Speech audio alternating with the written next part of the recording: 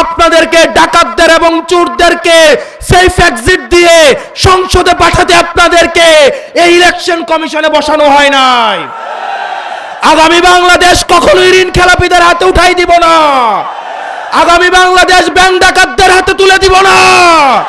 Bank ডাকাতদের জন্য, ঋণ খেলাপির জন্য এই বাংলাদেশের প্রত্যেক ইঞ্চি মাটিকে আমরা জাহান্নাম বানাই ফেলবো।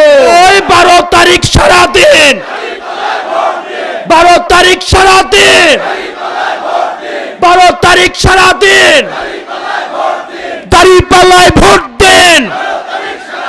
মাসুদ ভাইকে ভোট দেন, মাসুদ ভাইকে ভোট দেন।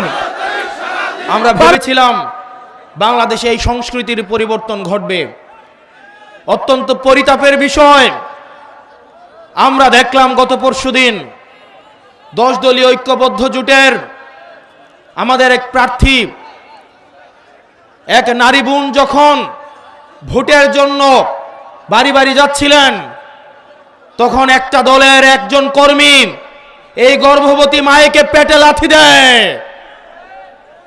যারা এই সুবর্ণচরে গৃহবধূকে গণধর্ষণ করে ধানের শীষে ভোট দেওয়ার জন্য,